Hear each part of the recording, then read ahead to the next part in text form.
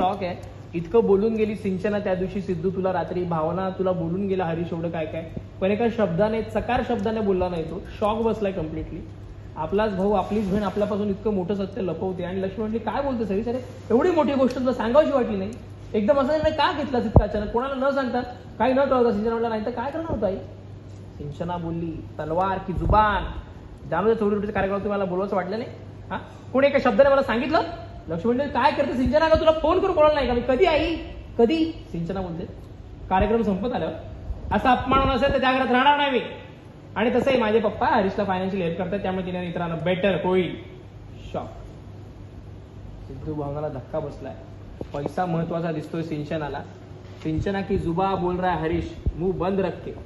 आणि श्रीनिवास म्हटला काय हरीश तू पैशासाठी हे सगळं करतोस. हरीश म्हणतो मॅडम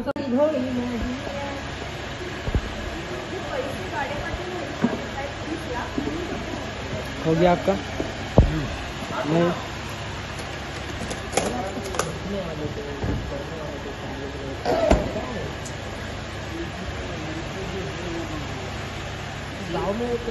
नहीं होणं काय क्राईम आहे, घरचा होणं क्राईम आहे का.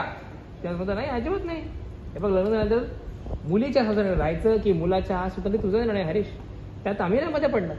पण केवळ पैसे मिळत आहेत म्हणून त्याने तुझ्या घरी राहिलं हे आम्ही कधीही मान्य करणार नाही. लक्ष्मीने पण दुसरा दिला. हो अरे आम्ही काय नाही केलं, तुला मोठं केलं, पायावर वाढवलं, शिक्षण दिलं, आणि तू काय केलंस पैशासाठी हे असं दुसरा बरोबर राहायचं. अरे मग लग्न तरी काय केलंस. श्रीनिवास म्हटला लग्नाचा अर्थ कळतो का रे. हा, आधी पैशासाठी आधी आईवडिलांवर अवलंबून राहायचा, मग बायकोवर, आणि शेवटी तिच्या घरच्यांवर. काय रे कुठली रीत झाली. लक्ष्मी म्हटलं कुठे कमी पडलं का आम्ही.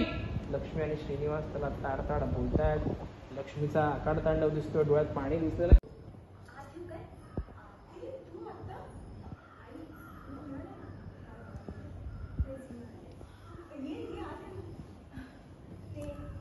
तुम्ही सांगितल्याप्रमाणे सुद्धा आहे.